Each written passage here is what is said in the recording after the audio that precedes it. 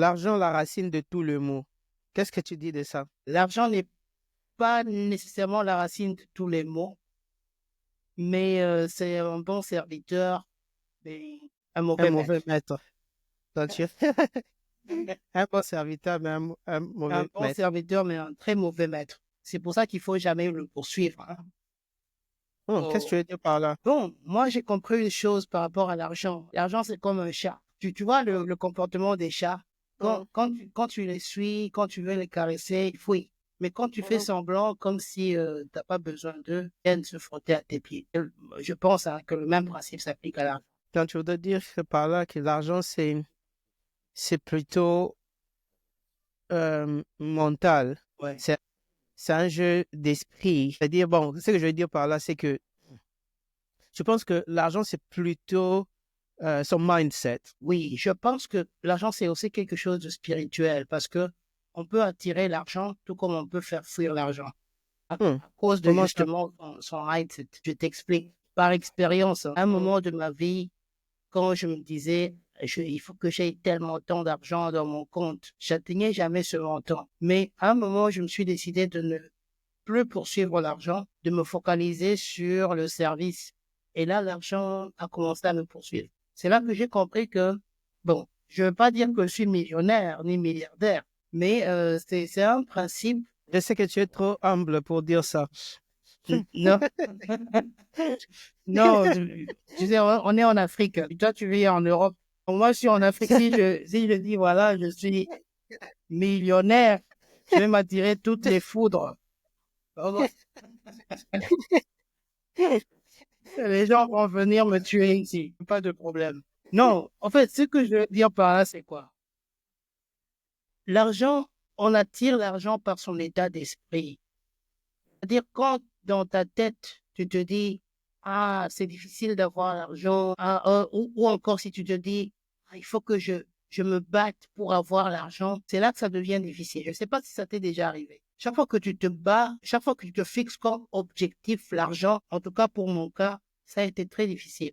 Mais quand je me suis dit, mon objectif, c'est peut-être de servir, ou mon objectif, c'est de résoudre un problème. Quand je me focalise sur la résolution de problèmes, d'argent me poursuivent, mais parfois je suis même obligé de, de, de décliner certaines opportunités. Et c'est un peu pour dire que, bon, euh, dans ma petite expérience, j'ai appris que il faut pas poursuivre l'argent. Il faut juste trouver un moyen de résoudre des Faut problèmes et l'attirer. puis l'argent va, c'est ça, ça Donc, va si tu ne vas attirer pas l'argent, ouais. poursuivre l'argent, il faut l'attirer, en fait. Il faut l'attirer, c'est ça. Il y a des études qui ont été Qu'est-ce que menées toi qui ont t'en penses? démontré que, ouais, je disais, il y a des études qui ont été menées qui ont démontré que 85% des gens qui gagnent plus de 1 million de dollars à la loterie les Mhm. perdent dans les 10 ans qui suivent.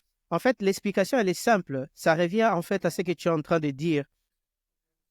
L'argent, c'est un jeu d'esprit. Mindset. Mindset en français, c'est quoi? L'état d'esprit. Ouais, l'état d'esprit, en fait. Et c'est pourquoi on dit les riches deviennent riches, les pauvres deviennent toujours plus pauvres. C'est difficile de sortir de la pauvreté. On a vu des riches qui perdent toute leur fortune, mais après quelques années, ils reviennent encore riches. On l'a vu par exemple avec les gens comme Donald Trump, qui à une certaine époque de sa vie avait perdu de l'argent, beaucoup d'argent, mais qui est revenu encore à la charge. Mais c'est plus difficile pour un pauvre de sortir de sa pauvreté parce que, en fait, ça tourne autour de cette idée, euh, l'argent, c'est beaucoup plus l'état d'esprit. Dans le sens que les gens qui gagnent à la loterie, par exemple, leur état d'esprit, c'est un état d'esprit de pauvreté. Alors, quand ils gagnent cet argent, par exemple, 1 million, parce que leur état d'esprit, c'est un état d'esprit de pauvreté, ils ne savent pas quoi faire avec. Ça veut dire que d'une manière ou d'une autre, ils reviennent à la case de départ parce que leur environnement, leur vie doit refléter en fait leur état d'esprit. Peu importe qu'il a 1 million de dollars à la banque, cet argent-là ne s'associe pas nécessairement à son état d'esprit et il doit revenir. Et tu vas te rendre compte que ces gens-là, ils dépensent leur argent encore à la loterie, ils Mhm. dépensent leur argent dans des histoires qui sont inutiles, ils achètent des voitures, luxe ou des maisons qu'après, ils ne savent plus gérer et ils perdent toutes ces choses. Parce qu'au départ, déjà, leur état d'esprit n'était pas un état d'esprit des riches. Mais quand quelqu'un qui est riche, par exemple, un état d'esprit, c'est un état d'esprit de la richesse, il peut perdre tout ce qu'il a. Après quelques années, il va trouver un moyen de revenir parce que c'est son état d'esprit. C'est un état d'esprit de riche. C'est-à-dire qu'il va toujours trouver un moyen de revenir. C'est la même façon avec un pauvre. Peu importe qu'il gagne à la loterie, mais il va toujours trouver un moyen de redevenir pauvre. Donc, c'est vrai qu'on peut pas, on peut pas parler de problème d'argent ou d'argent sans aborder cet état d'esprit. Ce qui est vraiment important. Moi j'aime ça. Par exemple, j'ai parfois des discussions avec des amis. Moi, j'ai grandi dans une famille chrétienne, par exemple. J'ai eu la chance de connaître la Bible, de lire la Bible, les trucs. Et en grandissant, ce sont des choses... Moi, je me dis toujours que personne ne peut t'imposer la divinité. Personne ne peut t'imposer la spiritualité. C'est un chemin que tu dois suivre toi-même. Ce sont des choses que tu dois découvrir toi-même.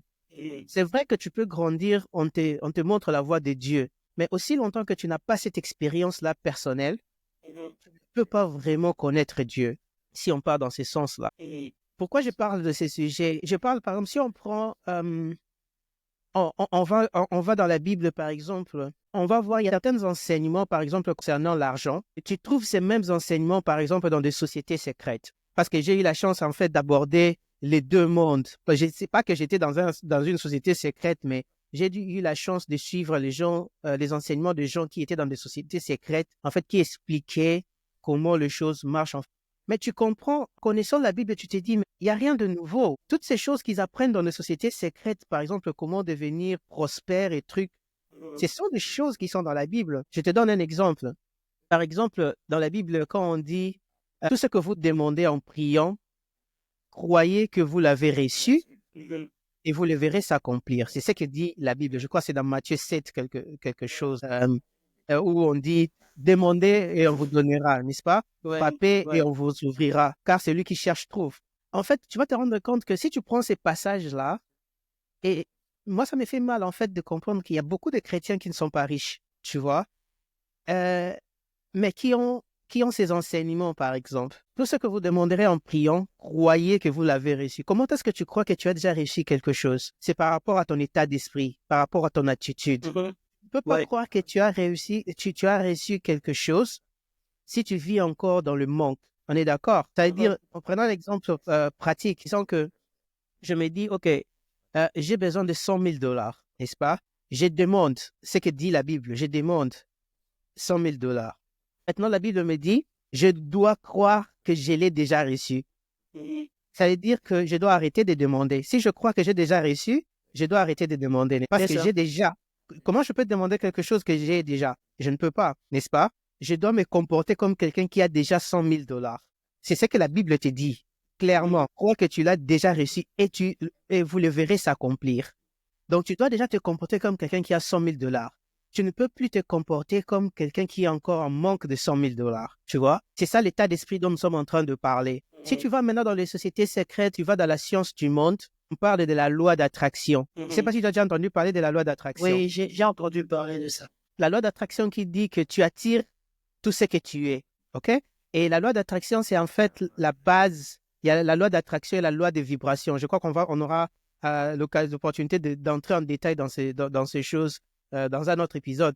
Mais la loi d'attraction dit que on attire ce qu'on est ou ce qu'on pense. Et si tu prends cette loi d'attraction qui est, par exemple, on peut dire la science ou la loi humaine ou ce qui est vraiment utilisé dans les sociétés secrètes, c'est la même chose que te dit la Bible. Crois que tu as déjà réussi quelque chose. Ça veut dire que tu dois te comporter, ton état d'esprit doit déjà refléter l'état d'esprit de la personne qui a déjà ce que tu as demandé.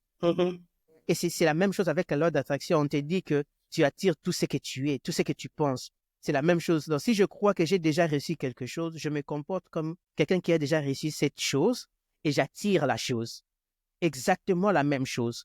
Simplement, la phraséologie qui a changé. Mais si tu vois, c'est exactement la même chose. Donc, on revient dans cette histoire de l'état d'esprit. Quelqu'un qui gagne 1 million de dollars, ça veut dire qu'il n'a pas cette mentalité, cet état d'esprit de quelqu'un qui a 1 million de dollars. Il continue à vivre dans cet état d'esprit de manque, de pauvreté. il finit par revenir. Et un riche qui a un état d'esprit, il se voit toujours riche, qu'il peut toujours lancer un business aujourd'hui, ça va marcher.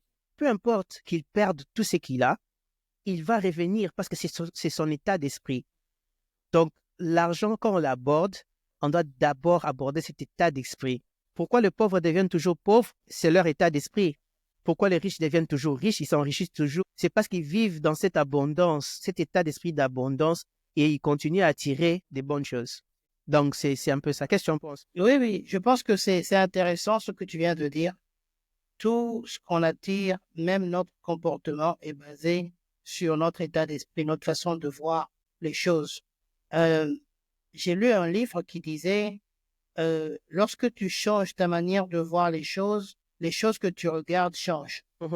C'est-à-dire, devant une situation, par exemple, prenons le même exemple de manque d'argent, si tu changes ta manière de regarder la situation de manque d'argent comme une opportunité, tu changes ça en disant, par exemple, c'est une opportunité pour chercher une solution, ça change tout ton paradigme et ça va influer ton comportement. Comment tu vas agir par rapport à ça?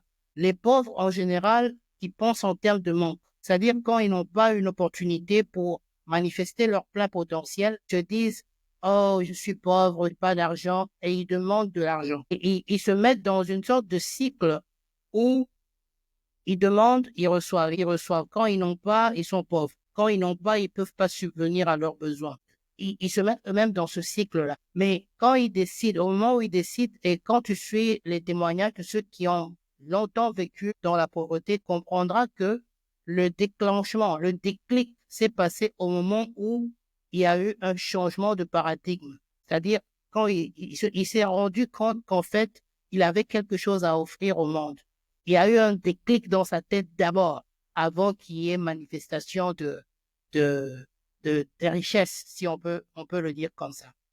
Donc, je suis tout à fait d'accord avec toi que tout ce qu'on attire, tout ce qu'on obtient en termes de résultats, en termes de richesse, fonction de comment on pense. C'est fonction de notre attitude face à une situation. Que notre attitude, comme Zig Ziglar le dit, notre attitude détermine notre altitude. Si on veut monter, c'est notre attitude face à une situation qui va déterminer cette montée. Ouais, Donc, tu as utilisé un mot là, paradigme. ouais. C'est un mot central dans tout ce que nous sommes en train de discuter ici. Le paradigme. Le paradigme, c'est simplement ta façon à toi de concevoir le monde. C'est ça le paradigme. Si par exemple tu te dis que je ne peux pas réussir, c'est seulement les autres qui peuvent réussir, ou sinon on trouve cette attitude de victime dans la plupart de gens qui se disent ouais, je ne sais pas avancer parce que le pays va mal, parce que le gouvernement ne fait pas ceci, parce que les politiciens font ça, parce que. Ça veut dire que cette attitude de victimisation, en fait, ça définit le paradigme que tu as. Et tu ne peux pas avancer dans la vie sans pour autant changer ton paradigme, la façon dont tu conçois, la façon dont tu vois le monde. N'est-ce pas? Donc, si tu penses que tu ne peux pas réussir, c'est impossible que tu réussisses. C'est impossible. Si tu ne te donnes pas déjà la chance que les choses peuvent changer, parce que la façon dont tu conçois les choses, c'est ce qui va toujours continuer à arriver. C'est pourquoi je dis, cette section, elle est très importante parce que avant d'aborder n'importe quel autre problème d'argent, c'est le paradigme qu'il faut se fixer d'abord. Il faut changer cet état d'esprit pour savoir que on est en mesure d'avoir les choses. C'est comme j'ai donné tous ces deux exemples. J'ai parlé de la loi d'attraction et j'ai parlé de la Bible. Pour ceux qui sont chrétiens et pour ceux qui ne le sont pas, tu te rends compte que ce sont les mêmes informations pour prospérer, pour atteindre un certain niveau. Ce sont les mêmes informations, peu importe la religion ou ta spiritualité, ce sont les mêmes informations. Tu dois changer. Comment est-ce que tu dois te comporter comme quelqu'un qui a déjà quelque chose? C'est en changeant ton paradigme. C'est en changeant ta façon de voir les choses. Et c'est comme ça que tu attires ces choses-là. Oui, je vais juste compléter. Tu as dit quelque chose d'intéressant sur la Bible. Moi, je vais juste ajouter un point sur la foi parce que en toute chose, la foi est très importante. La foi, c'est le contraire de la peur. Je ne sais pas si tu te rends compte que parfois quand tu as peur de quelque chose, c'est ça qui t'arrive. sais pas si ça t'est déjà arrivé. Oui.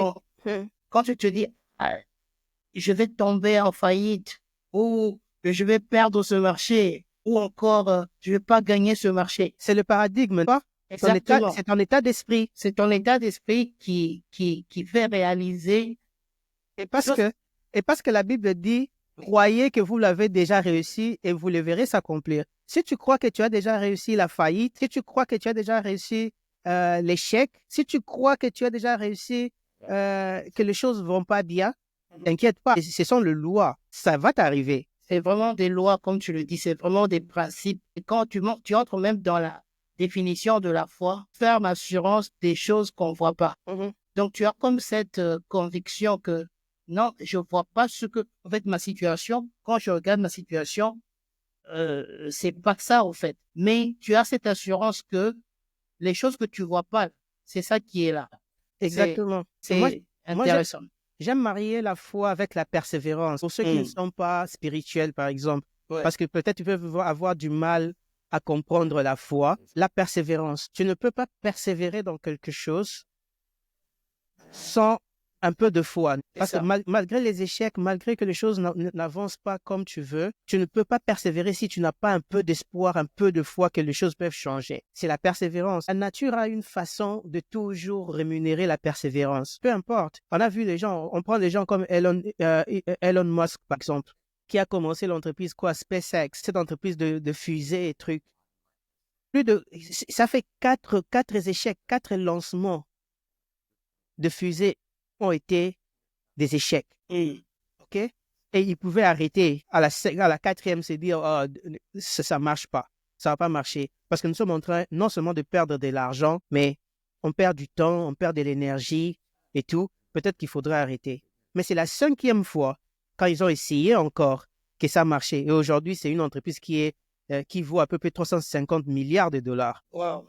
Tu vois? C'est-à-dire qu'à un moment, on peut arrêter, mais on a besoin de persévérance si on ne croit pas encore à la foi. Mais il ne peut pas avoir persévérance sans un peu de foi, tu vois. Et on a Thomas Edison, la personne à qui on crédite la création de l'ampoule, qui dit que je n'ai pas échoué 1000 fois, mais j'ai juste découvert 1000 façons qui n'ont pas marché pour créer une ampoule.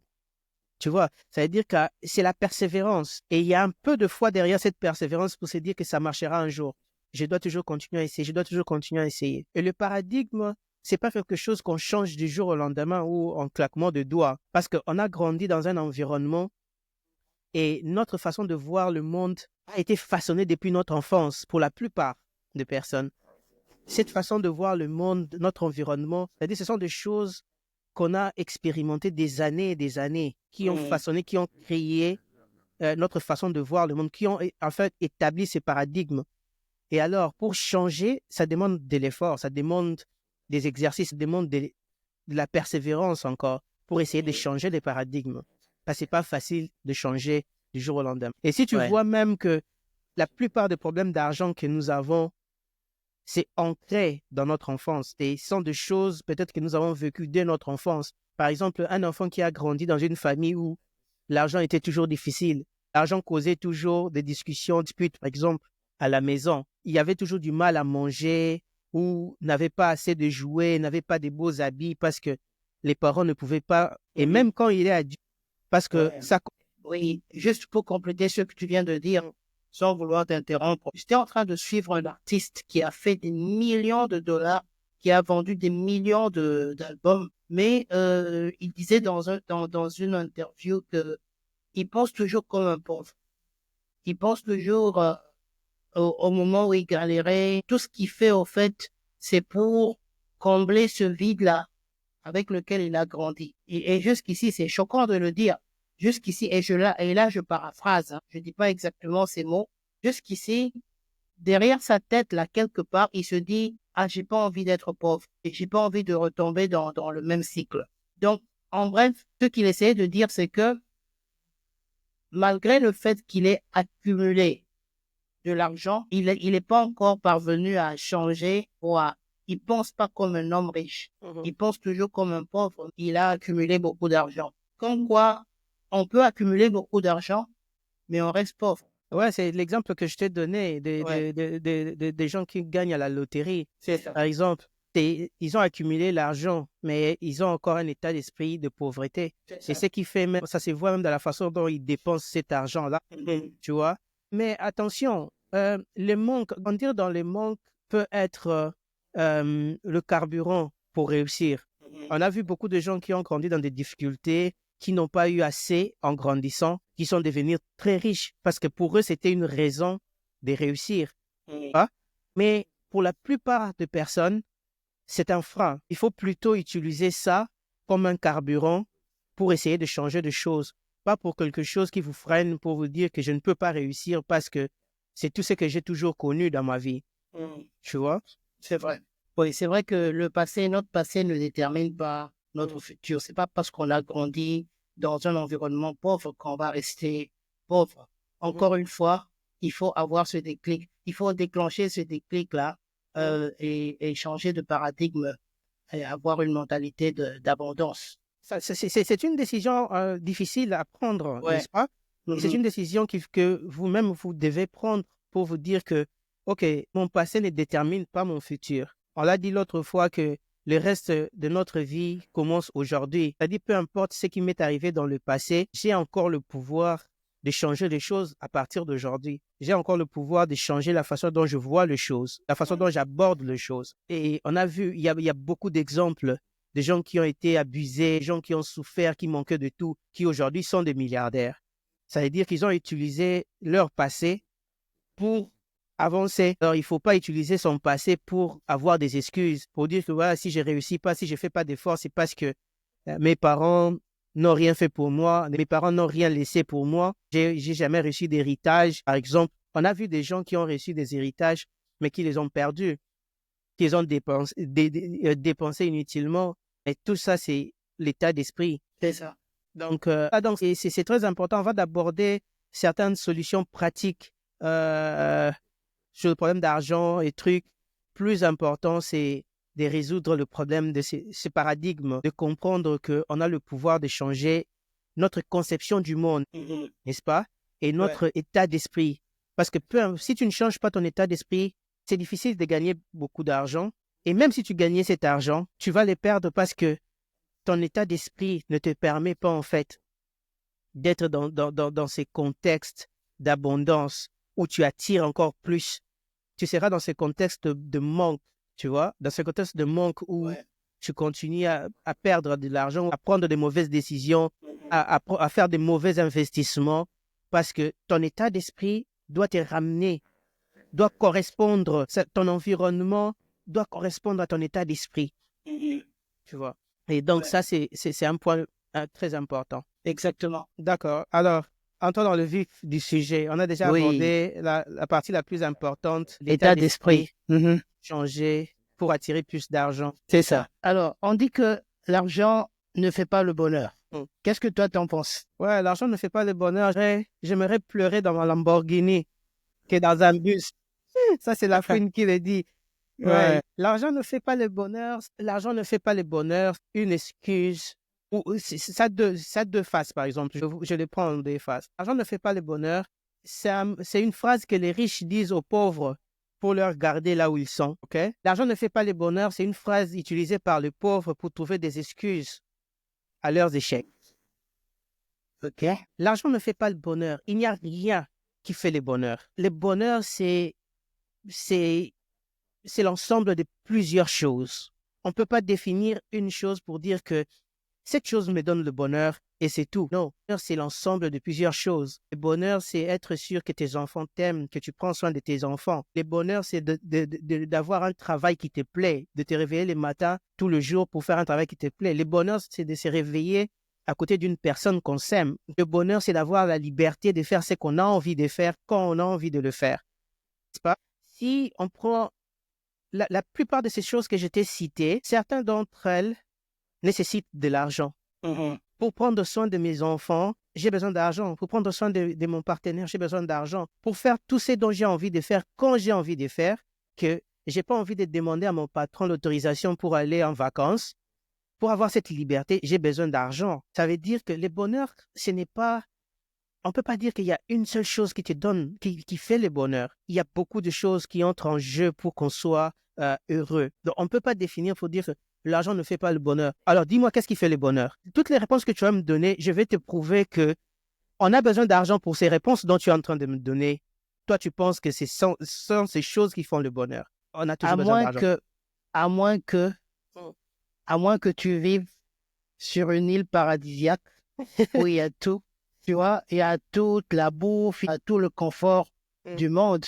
Mais même ceux qui vivent dans les îles paradisiaques comme île Maurice, île Maurice, on peut être d'accord que c'est Ouais, paradisiaque, n'est-ce ouais, pas? bien sûr. Si tu vas en Grenade, c'est quand même paradisiaque. Mm. Quand tu regardes, c'est très joli, c'est très beau, il y a des arbres, tu peux aller pêcher des poissons, tu peux aller faire la chasse, tu Mm. peux manger tout ce que tu veux.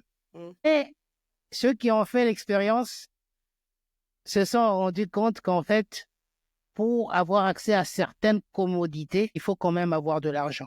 Même pour y arriver dans cette île paradisiaque, Ouais, il faut de l'argent. il faut de l'argent. Oui, donc, oui, l'argent, c'est vrai que l'argent ne fait pas le bonheur, mais on doit être honnête. Il aide quand même à éviter certains malheurs. Ouais. Ouais. Ouais, si l'argent ne fait pas le bonheur, qu'est-ce qui fait le bonheur? OK? L'argent ne fait pas le bonheur. On peut le voir dans le sens où on ne doit pas simplement poursuivre l'argent, pas? C'est dans ce sens-là. Mais l'argent fait le bonheur. L'argent fait le bonheur. Parce que tout ce qu'on définit comme bonheur, l'argent est un activateur de ces choses qui, elles, font le bonheur. D'accord? Donc, c'est vrai qu'il ne faut pas seulement avoir la poursuite de l'argent dans la tête et négliger sa santé, négliger sa famille et sa vie sociale juste pour l'argent, mais comprendre qu'il y a certaines d'autres choses qui sont aussi importantes dans la vie. L'argent est un activateur de beaucoup de beaucoup de ces choses. Donc, ouais, je rejette cette phrase de l'argent ne fait pas le bonheur. Je ne sais pas qui a inventé cette phrase, mais bon, je trouve ça bon. Bref, je ne Bon. vais pas juger la phrase. Mais personnellement, avant, je poursuivais l'argent. À ce stade de ma vie, je considère l'argent comme un moyen pour atteindre mes buts. Je suis arrivé à un stade de ma vie où je me dis, il faut que le jour où je vais décider, en fait, le jour où je vais partir de ce monde, qu'on se souvienne de moi d'une certaine manière. Qu'on se dise pas que non, il était millionnaire, milliardaire, a construit des châteaux, il a fait ceci. Qu'on se souvienne de comment j'ai laissé un héritage, peut-être une conversation que j'ai eue qui a changé la façon de voir de mon interlocuteur, peut-être une formation que j'ai faite qui a aidé quelqu'un à changer sa vie complètement. Une session de coaching que j'ai eue qui a déclenché des idées novatrices. Je veux qu'on se souvienne de moi dans ce sens-là. Je l'utilise comme un moyen pour arriver à ce but. Et plus d'argent, plus d'impact. Est-ce que tu vois un peu? C'est comme ça que je me dis. Si j'ai moins d'argent aujourd'hui, j'aurai un impact à un certain niveau, peut-être moins d'impact, mais plus d'argent j'aurai, plus d'impact j'aurai aussi. C'est un peu ça ma perspective aujourd'hui. Je suis curieux de savoir quelle est ta perspective aussi. Moi, ma perspective dans cette histoire, elle est celle-ci. Je ne sais pas si tu as déjà eu cette expérience. Parfois, j'ai besoin d'avoir... Il y a une belle maison, je vais habiter là, OK? Je suis vraiment excité pour habiter dans cette maison. J'habite dans la maison. Après 2 ou 3 mois, ça devient une routine, ça devient quelque chose. L'excitement, l'excitation que j'avais au départ, je ne l'ai plus parce que je suis habitué à l'endroit. OK? Prenons notre exemple. Je vais avoir une belle voiture. Je suis excité à avoir la voiture. Je l'achète, n'est-ce pas? Et je le conduis peut-être pendant une semaine. Je suis excité. 1 mois, 2 mois, 3 mois, ça devient normal, n'est-ce pas? Ce n'est plus une chose qui m'excite. Peut-être je commence même à penser à une autre voiture, à une nouvelle voiture. Et j'ai conclu qu'il n'y a rien que je fais pour moi qui me donne plus de joie que ce que je fais pour les autres. Mais j'imagine maintenant que quelqu'un qui n'avait pas où habiter, je lui paye un loyer, il a maintenant une maison et il me dit « Ah, je suis vraiment reconnaissant, merci, tu m'as aidé. » J'ai aidé quelqu'un à avoir du boulot, quelque part. Il peut prendre soin de sa famille. J'ai aidé quelqu'un, par exemple, à avoir son diplôme parce que je l'ai orienté. C'est-à-dire que toutes les vies que je change, tout ce que je fais pour les autres, tout ce que je donne aux autres, j'ai remarqué que ça m'apporte plus de joie que tout ce que je fais pour moi-même. Ouais, comme quoi il y a plus de bonheur à donner qu'à recevoir. Qu'à recevoir. Donc là, ça s'applique en fait. Et tu te rends compte que ce que tu fais, quand tu mets la joie dans le visage d'un autre, quand tu mets le sourire dans le visage d'un autre, ça te donne plus de joie que n'importe quoi que tu peux acheter pour toi-même, n'est-ce pas? Et on voit par exemple, à un certain niveau de la vie, comme tu as dit, on poursuit de l'argent, on poursuit la réussite parce que c'est normal. On est des êtres humains, on a besoin, on a ces drives, on a besoin de réussir pour prendre soin de notre famille, pour prendre soin de notre communauté et trucs. Et après, dès qu'on le réalise, on se rend compte que ce n'était pas très important. C'était important, mais pas très important. Parce qu'il y a certaines d'autres choses, on commence maintenant à chercher d'autres choses. On commence à chercher l'impact. Comme tu as dit, au début, on cherche l'argent. Et après, on cherche l'impact. Tu vas le voir, les gens comme Bill Gates, par exemple, Warren Buffett, les milliardaires, qui sont milliardaires aujourd'hui et qui ont donné plus de dizaines de milliards de dollars aux organisations. Ça veut dire que quand ils ont déjà ces milliards, il n'y a rien qu'ils peuvent faire pour eux-mêmes.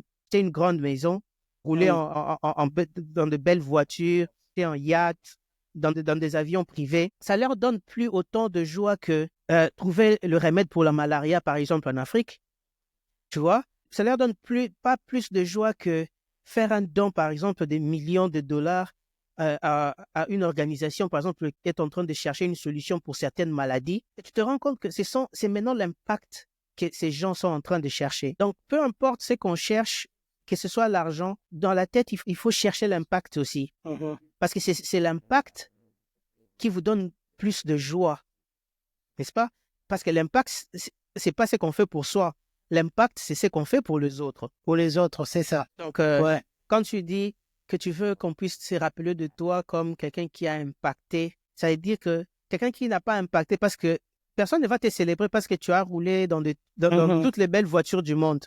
C'est ça. Mais les gens, on te célèbre pour l'impact que tu as eu dans la vie des autres, comment tu as impacté ta communauté, comment tu as impacté les autres. Et aussi, pour avoir cet impact, tu as besoin d'argent. C'est ça. Plus d'argent tu as, plus d'impact que tu peux avoir, comme tu l'as dit. Plus d'argent tu as, plus d'impact tu peux avoir. Donc, ce n'est pas mal de chercher l'argent, mais en même temps, il faut chercher de l'impact aussi. Ouais, c'est intéressant. Moi, j'ai une question pour toi, David. Quel est ton point de vue sur la diversification des sources de revenus? C'est un point aussi important quand on aborde le sujet d'argent, par exemple. La diversification pour les sources de revenus. On ne peut pas devenir riche, très riche. Quand on parle de riche, ça veut dire, je parle pas, riche c'est relatif. Hein. C'est riche en dollars. On va dire riche en dollars. Ou riche en euros. Riche en dollars, mais riche c'est relatif dans le sens où moi je peux avoir 100 000 dollars dans mon compte et je me sens pas riche, pas. Mais quelqu'un par exemple a un fin fond d'un endroit dans le monde, 1000 dollars. C'est une richesse, n'est-ce pas? J'ai dit relatif dans ce sens par rapport à un montant, n'est-ce pas? Alors, quand je dis riche, je veux plutôt parler de la liberté financière plutôt que d'un montant, n'est-ce pas? La liberté financière, c'est ce qui te permet de faire ce que tu veux quand tu le veux. C'est ça. Tu n'as pas un patron qui te dit que tu dois être au bureau à 8 heures et que tu dois quitter à 17 heures. Et si tu dois aller en vacances, tu dois demander de l'autorisation. Ça, c'est pas la liberté. C'est juste une autre forme d'esclavage. N'est-ce pas? Donc, quand je parle de la liberté des riches, je parle plutôt de la liberté financière. C'est-à-dire que je suis libre de dormir jusqu'à 12 heures si je veux et je travaille quand je veux, pas parce que je dois. Alors, quand on parle de la diversification, ce que je voulais dire, c'est qu'on ne peut pas devenir libre financièrement juste avec un salaire. C'est impossible. Si tu prends par exemple tous les milliardaires ou les millionnaires que tu connais, personne, peut-être certains athlètes, c'est vraiment les 1%, peut-être même moins qu'1%. C'est les CEO de grandes entreprises qui sont payés des millions ou les athlètes qui sont payés des millions comme Ronaldo, Messi qui sont payés des millions. Mais pour le reste, c'est quasiment impossible de devenir financièrement libre juste à cause de ton salaire. Alors le secret, c'est de la diversification. Ça ne veut pas dire que tu ne dois pas avoir un salaire, mais le salaire que tu as comment est-ce que tu l'utilises Mhm. pour devenir libre financièrement dans ton futur. Et les sources de revenus, plusieurs sources de revenus, c'est bon, n'est-ce pas? Parce que ça te rapporte un peu plus. Mais tu vas te rendre compte que ceux qui ont plus d'argent, ce sont les gens qui ont des parts dans des entreprises. C'est comme ça que tu peux devenir financièrement libre en ayant des parts dans des entreprises. Ça peut être des entreprises qui sont cotées en bourse ou ça peut être des entreprises que tu crées toi-même. Tu vois? Par exemple, si tu viens en Europe, c'est que je remarque, par exemple, en Angleterre, les gens qui viennent de l'Afrique, les gens qui viennent, par exemple, même de l'Europe, en Angleterre, la plupart cherchent du travail, n'est-ce pas? Cherchent du boulot. Mhm. Cherchent à avoir un salaire stable, à avoir une assurance vie, une assurance santé que l'employeur te paye. Mais ce que j'ai remarqué, ceux qui viennent de l'Asie, les Pakistanais, les Indiens, eux, ils cherchent plutôt à créer leurs propres entreprises. Mhm.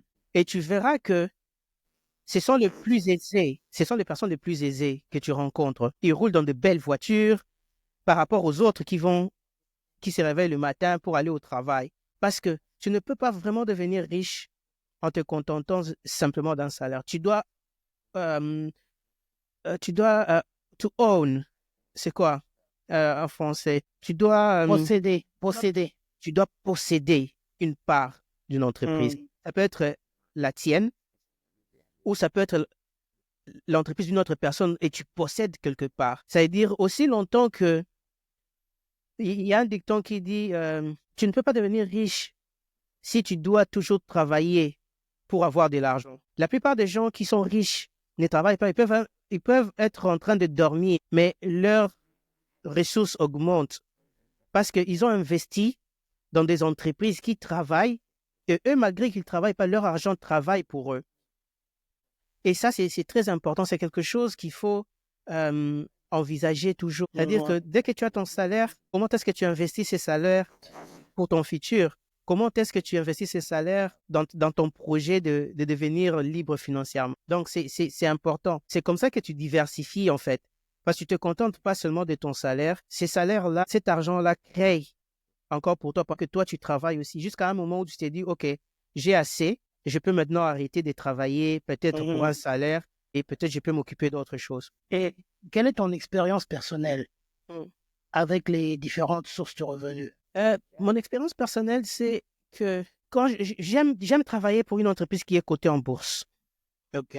Pourquoi? Parce que tu as la chance non seulement tu travailles pour un salaire, mais il y a des programmes, par exemple, qui vous permettent de posséder les parts de l'entreprise. Okay. Et tu vas la voir, par exemple, dans des entreprises comme Facebook, Google, Apple. La plupart des gens qui travaillent dans ces entreprises, ils ont des programmes internes qui leur permettent de posséder les parts des entreprises. Ça a deux avantages. Le premier, c'est que ça te donne la motivation de continuer à travailler pour cette entreprise parce que tu possèdes les parts de cette entreprise. Tu veux que l'entreprise aille de l'avant parce que tes parts vont augmenter en valeur. Et le deuxième avantage, c'est que non seulement tu as un salaire, tu as aussi tes parts qui augmentent, tu deviens riche plus rapidement. Ça, c'est quelque chose d'important. J'ai eu la chance de travailler pour une entreprise qui était cotée en bourse comme ça, où on avait un programme, on avait le part. Et c'était une très belle expérience que je recommande toujours aux gens. Mais aussi, il y a le freelance, par exemple. Il y a le freelance. Moi, personnellement, j'utilise des plateformes comme Fiverr qui te permettent, par exemple, de rendre service en ligne. Parce que chacun de nous a une expertise, a quelque chose qui est bon. Par exemple, moi, quand j'ai découvert ces plateformes de freelance, je me demandais, mais qu'est-ce que je peux offrir aux autres? Qu'est-ce que je peux offrir? Et je me suis dit, qu'est-ce que je peux faire naturellement? Au lieu de chercher midi à 14 heures, qu'est-ce que je peux faire naturellement? Je me suis dit, je parle plusieurs langues. Et si je faisais l'interprète, par exemple, de ces langues, n'est-ce pas? Et si je peux faire juste traduction, je me suis dit, OK, faisons des choses simples. Qu'est-ce que tu es en mesure de faire? Quelle est ton expertise? Qu'est-ce que tu fais naturellement?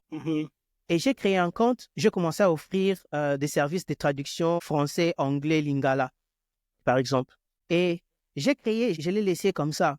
2 semaines après, j'ai eu mon premier client qui m'a payé $5. Ça m'a fait plaisir quand même, c'est un $5 qui vient en surplus, n'est-ce pas? Et 1 semaine après, j'ai un autre client qui me paye $10, $15. Et je te dis, en une année, j'ai gagné plus de $12 000 sur cette plateforme. Oui, je te jure. Et j'ai eu des contrats même à Hollywood, il y a une publicité qu'on était en train de shooter à Los Angeles. Et dans la publicité, il y avait une phrase qui devait être dite en lingala.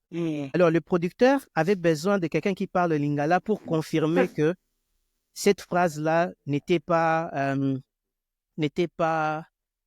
offensive, que c'était une bonne phrase et que ça disait ce que c'était supposé dire. Alors, ils m'ont connecté à un flux de vidéos comme on tourne les films là à Hollywood. Je te dis, et c'était intéressant. Et moi, j'étais là juste assis, écouter ce que la personne va dire en lingala et après confirmer au producteur que ce que la personne a dit était correct. Et on m'a payé $200 pour 30 minutes. Wow. Tu vois? Donc, ça veut dire que si je n'avais pas fait ces pas-là, de créer cette plateforme, de créer ces comptes-là, je n'aurais pas peut-être trouvé cette opportunité-là. Tu vois? Donc, ça, c'est une autre source de revenus. Une autre source de revenus, tu peux dire, par exemple, c'est l'investissement. Investir dans d'autres entreprises. Si tu as la chance, par exemple, d'être dans un pays qui te permet, par exemple, d'avoir accès à la bourse, où tu peux acheter les parts de Apple, tu peux acheter les parts de Tesla, des entreprises comme ça, ou même le crypto, même si tu peux acheter Bitcoin, Ethereum, par exemple. C'est-à-dire cet investissement à long terme. C'est vrai que beaucoup de gens perdent de l'argent parce qu'ils veulent devenir riches du jour au lendemain. Mais si tu investis à long terme, le marché va toujours plus haut. Le marché augmente toujours. C'est-à-dire que ce que tu investis aujourd'hui, dans 5 ans, 6 ans, 10 ans, sera toujours plus que ce que tu as investi aujourd'hui. Donc ça aussi, c'est une autre forme de revenus que les gens peuvent utiliser juste pour avoir plusieurs sources de revenus. C'est quelque chose que tu investis à long terme. Mais le plus important, c'est avoir sa propre entreprise. Qu'est-ce que tu peux créer? Le freelance, par exemple, comme j'ai dit, ça te donne cette opportunité d'avoir sa propre entreprise parce que c'est la plateforme qui te cherche des clients pour répondre à ton expertise, ce que tu es en train d'offrir. Mais si tu peux aussi créer une entreprise personnelle pour rendre des services ou vendre des produits, c'est toujours important, c'est toujours une autre source de revenus. Donc, il faut penser en ces termes. Moi, je vois beaucoup de gens qui sont là et te disent « Ouais, j'ai pas du boulot. » Surtout en Afrique. J'ai pas du boulot. Ouais, mais t'as pas du boulot. Tu sais certainement faire quelque chose mieux que quelqu'un d'autre. Il y a certainement, si tu t'assois, tu regardes, tu sais certainement faire quelque chose mieux que quelqu'un d'autre. Et si c'est pas le cas, aujourd'hui, l'information, elle est là. Tu peux toujours apprendre à faire quelque chose mieux que quelqu'un d'autre et offrir ces services-là ou offrir ces produits-là. Sur des plateformes, les plateformes dont j'ai parlé, par exemple Fiverr, il y en a beaucoup. Il y a Upwork, il y a beaucoup de plateformes comme ça où tu listes juste les services que tu peux offrir et les gens te contactent quand ils ont besoin de toi. Ils peuvent te contacter pour te dire, oh, voilà, tu peux faire ça pour nous et trucs. Tu donnes un prix, ils te payent, tu fais les services, tu les rends. Tu n'as même pas besoin de te déplacer. Et il y a des gens qui font des millions de dollars sur ces plateformes, tu vois. Donc, on peut toujours trouver une excuse pour les raisons pour lesquelles on ne réussit pas ou on peut trouver des solutions. Parce que les solutions, il y en a. Oui, il y en a beaucoup, hein. Il y en a beaucoup. Moi, mon expérience personnelle est presque similaire à la tienne. Hein. Au fil des années, tu sais, j'ai appris que compter sur une seule source de revenus, c'est un peu comme mettre tous ses œufs dans un même panier, tu vois. Tu mets tous tes œufs dans un même panier et tu pries pour que le panier ne tombe pas. Donc, tu comptes sur un salaire, par exemple. Il m'est arrivé, tu vois, au début de ma carrière, il m'est arrivé de prier pour avoir un job qui me payait $250 par mois. Maintenant, tu te rends compte comment c'était ridicule. Maintenant, je me dis, c'était ridicule. Je te dis, hein, à l'époque, c'était en 2001, 2000. Bon, il y a 25 ans aujourd'hui. Et je me disais, waouh, si je pouvais trouver un salaire, si je pouvais trouver un job qui me payait 250, je serais l'homme le plus heureux du monde. Tu vois, je me disais, waouh, 250 $. Parce que je me voyais dans l'environnement où j'étais, je voyais mes petits besoins. Mais aujourd'hui, 250 $, qu'est-ce que tu peux faire avec 250 $? Tu peux certainement faire des choses, mais ça peut pas couvrir tous tes besoins. Et puis après, je me suis lancé comme écrivain. Tu sais, tu as acheté un de mes livres. Bon, les autres livres sont encore en train d'être écrits. Ça fait 3 ans que tu es en train d'écrire ces livres-là. Il faut que tu les finisses. Oui, ça fait 3 ans, hein? je te dis, je vais finir. Hein. Mais ce que je voulais dire, quand j'ai commencé comme écrivain, je pensais naïvement que publier un livre suffirait pour vivre confortablement. Parce que je me disais, il y a tel écrivain. Je pensais à Gérard de Villiers. Je ne sais pas si tu connais Gérard de Villiers, le gars qui a écrit les SAS. C'était un gars qui, bon, en tout cas, quand tu le vois, tu te dis, waouh, il vit bien sa vie en tant qu'écrivain. Tu ne peux pas imaginer qu'il fait autre chose. Et donc, je me suis dit, oh, waouh, en tout cas, je vais vivre confortablement. Très vite, j'ai compris que vendre des livres, surtout au début, c'est un peu comme pêcher dans un lac avec un hameçon. Il faut vraiment être patient avant d'attraper quelque chose. Parce qu'il y a plein d'auteurs qui sont là sur Amazon. Il y a plein d'auteurs qui publient leurs livres sur des plateformes où tu peux télécharger un livre. Il y a même des plateformes qui offrent des livres gratuits. Et donc, je te dis, quelqu'un peut aller acheter un livre gratuitement plutôt que d'acheter mon livre. C'est là que j'ai décidé que c'était important pour moi d'utiliser mes compétences autrement. Et j'ai commencé à m'intéresser maintenant aux consultances. J'avais écrit le livre que j'ai écrit, j'étais encore fonctionnaire des Nations Unies. Donc, ça veut dire que j'avais juste un salaire et c'était un peu le début pour moi de la diversification de revenus. Quand j'ai quitté les Nations Unies, j'ai décidé d'utiliser mes compétences autrement en devenant consultant où je pouvais offrir des conseils aux entreprises, aux particuliers sur des sujets liés au développement de carrière, à la communication ou encore à la gestion de projets. Et là, ça m'a permis d'avoir d'autres revenus beaucoup plus réguliers tout en restant dans mon domaine de compétences. En parallèle, j'ai lancé des projets entrepreneuriaux comme la création des contenus digitaux, formation en ligne, etc. Et j'ai tellement appris que aujourd'hui, j'ai un système. Je me dis, un peu comme tu disais, quand tu diversifies tes revenus, tu dois donner un rôle à chaque source de revenus. Chaque source de revenus que tu as doit avoir une mission précise. Par exemple, mes livres ou encore mes contenus digitaux, c'est mon revenu à long terme.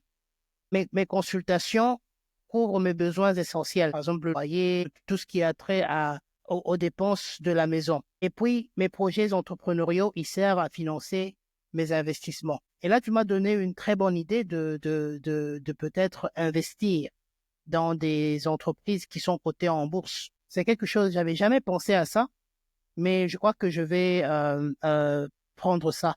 Merci d'avoir partagé ça.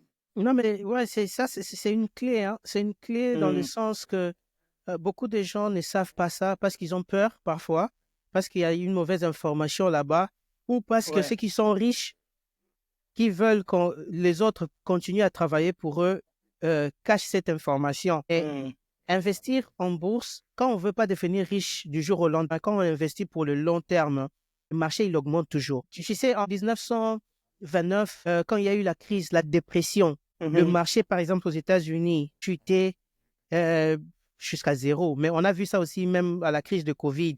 Le marché a chuté. Depuis la chute de Covid, en 2020, le marché a chuté. Qu'aujourd'hui, des entreprises qui ont fait 1000% des gains. Ça veut dire que si tu as investi $1000, ça te fait $10,000 que tu as de 2020 de 2020 à maintenant, par exemple, 2025. Ça veut dire si tu investis à long terme. Ça veut dire c'est toujours c'est une opportunité parce que c'est comme ça que les gens deviennent riches. Si tu prépares, par exemple, ta retraite un jour, tu te dis, ouais, quand j'aurai 65, c'est les moments maintenant d'investir en bourse. Parce que quand tu auras cet âge-là, 20 ans, 30 ans, 40 ans, ton argent va valoir peut-être des millions. Il y a des calculs, il y a des calculs que tu peux faire en ligne. Là, c'est gratuit. Tu peux calculer combien tu peux commencer à investir tout le mois pour que tu puisses être millionnaire à 65 ans, par exemple. Il y a des outils que tu peux partager? Oui, il y a des outils. Je pense qu'on peut parler d'investissement. Le prochain épisode, on peut parler d'investissement, entrer en détail. Comment ça s'est fait? Quelles sont les applications qu'on peut utiliser? Je pense qu'on peut parler de ça dans notre prochain épisode. Donc, faire ces investissements comme ça, c'est comme ça que les gens deviennent riches. Tu ne peux pas devenir riche autrement, les salaires. Il y a un livre que je recommande aux gens, c'est The Richest Man in Babylon, l'homme le plus riche de Babylone. T'as déjà lu ça? Ce livre-là. Tu l'as? Je l'ai, mais je l'ai pas encore lu. Tu l'as jamais lu? J'ai commencé à le lire. Après, j'ai trouvé un autre livre plus intéressant. J'ai arrêté, mais bon, je vais le lire. Ce livre, il est simple. En fait, je vais le résumer juste ici pour les autres, pour tout le monde. La base du livre, c'est tu dois mettre de côté 10 ou 20% de ton salaire. 10 ou 20% de ton salaire que tu ne touches jamais, que tu investis pour ton futur. Que se résume le livre. C'est comme ça que cet homme est devenu l'homme le plus riche de Babylone. Il avait un salaire, mais il est devenu l'homme le plus riche parce que il mettait toujours à côté 10 ou 20%. Ça dépend hein, de combien de pourcents tu peux te permettre chaque mois investir. Tu peux l'investir en bourse, comme on a dit, ou tu peux l'investir dans des entreprises, ou tu peux créer une entreprise avec, mais simplement c'est de l'argent que tu mets de côté pour investissement. Beaucoup de gens, quand ils ont un salaire, ils ont un budget pour les habits, ils ont un budget pour les sorties, ils ont un budget pour la bière, ils ont un budget pour tout. Mais combien de personnes ont un budget pour la liberté financière?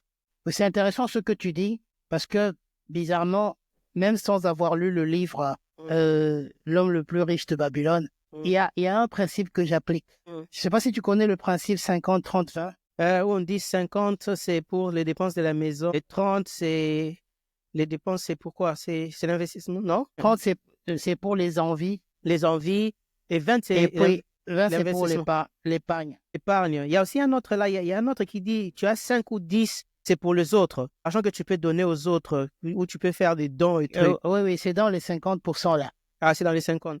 Dans les 50%. Alors, tu sais, à un moment, j'ai essayé une chose. Je me suis dit, sur les 30% là, je vais soit supprimer certaines choses, soit optimiser certaines choses. Sur les 30% que je dépense pour mes envies personnelles. Par exemple, j'ai envie de m'offrir quelque chose d'extra, tu vois. Je me suis moi-même imposé une certaine discipline financière pour optimiser ou supprimer les éléments de ces 30%. Et tu ne veux pas savoir ce que j'ai pu accomplir. Tu vois. En d'autres termes, l'homme le plus riche de Babylone, c'est vrai, je vais le lire, hein, mais de manière implicite, j'appliquais ça et ça m'a vraiment permis d'accomplir certains objectifs importants. Parce qu'à un moment de la vie, il faut passer par un sacrifice pour une vie meilleure. C'est ça. Beaucoup de gens se disent ils peuvent pas sacrifier certains de leurs besoins, mais en fait, tu continues à vivre dans cette routine où tu dois te réveiller tous les jours pour aller au boulot. Combien de personnes pensent que, OK, moi, chaque jour que je me réveille, par exemple, si je dois aller au travail, je pense comment je dois faire pour ne plus y aller. Tu vois? Ça veut dire que tu dois penser à ça parce que ce ne serait pas la vie de tout le jour. C'est pas comme ça que tu te projettes dans 5-10 ans, que tu dois toujours commencer à demander une permission pour avoir des vacances et tu dois toujours informer à ton boss pour te donner la permission pour avoir des vacances. C'est-à-dire qu'il faut réfléchir en termes de cette liberté financière. Mais cette liberté financière, ça a un coût que tu dois payer dans le présent, que tu dois payer maintenant pour avoir cette liberté-là dans le futur. Et ça demande des sacrifices. Ça demande parfois de sacrifier certaines choses, certaines envies qu'on ne peut pas faire parce que l'argent doit aller dans des investissements qui vont me permettre d'avoir cette liberté-là dans quelques années pour que je puisse plus continuer à vivre cette vie. Absolument, absolument. Le point que tu as soulevé, les petits revenus. Il faut jamais sous-estimer les petits revenus. Hein. Tu sais, quand j'ai vendu mon premier e-book, c'était 14,99 $. J'ai vu quelqu'un qui a commandé depuis la France, qui commande mon e-book qui coûte 14,99 $. J'ai dit, waouh, tu veux pas savoir ce que ça fait. Hein? Et je me suis imposé à ne pas utiliser cet argent. Tout l'argent que je perçois dans des revenus passifs comme les e-books ou une formation, je dépense pas, je me paye pas. Juste pour voir combien ça s'accumule au fil des ans. Et je me rappelle une année, ça m'a un peu comme toi, plus de 10 000 $ comme ça. Tu imagines? 10, 14 ce sont des choses qui coûtent rien du tout. Tu ne peux pas savoir l'impact que dans ça le monde d'aujourd'hui. Dans le monde d'aujourd'hui, le monde où nous vivons aujourd'hui, c'est un monde d'opportunités. Et avec l'intelligence artificielle aujourd'hui, c'est un monde d'opportunités. Ça veut dire que c'est vrai, tu peux vendre quelque chose à 14 $, mais imagine que tu trouves 1 million de personnes qui sont intéressées à ce produit. ça te fait 14 millions d'euros. Et tu as juste travaillé une fois pour le créer. Et tu peux aller dormir. Pendant que tu dors, il y a des gens qui continuent d'acheter. Quand toi, tu dors, il fait jour peut-être en Chine, il fait jour au Japon. Il y a des gens qui se réveillent pour acheter. Et tu te réveilles le matin, tu regardes sur ton téléphone. Oh, sérieux, j'ai vendu 3000 dollars cette nuit. C'est-à-dire que c'est comme ça que moi, je réfléchis. Il faut plus, comme j'ai dit avant, si tu dois toujours travailler pour devenir riche, tu ne seras jamais riche. Il faut trouver des solutions qui te permettent de ne pas travailler, mais de gagner de l'argent. Par exemple, quand tu as un produit comme ça que tu es en train de vendre, tu travailles une fois et c'est tout. Et les gens continuent à acheter. Et toi, tu continues à te faire de l'argent. C'est comme ça. Et tu investis, par exemple, dans une entreprise. Eux, ils travaillent et toi, tu gagnes de l'argent. Tu investis en bourse. Tu te réveilles le matin, le marché monte ou le marché descend. Au fil du temps, la règle, elle est simple. Les marchés, ce sont des choses. Je pense qu'on doit parler de ça la semaine prochaine. On va parler de la liberté financière. Quelles sont les choses qu'on peut faire pour gagner de l'argent et pour devenir financièrement libre? Ouais, absolument. Je crois que c'est un sujet important. On va voir un peu comment cette vidéo se comporte. S'il y a au moins 100 likes, bon, on va pas être trop ambitieux. Hein? T'as un autre point ou sinon on conclut là?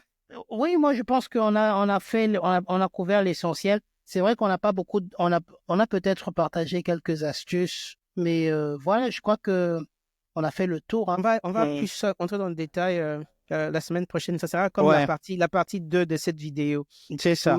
On vous a déjà préparé à changer votre état d'esprit.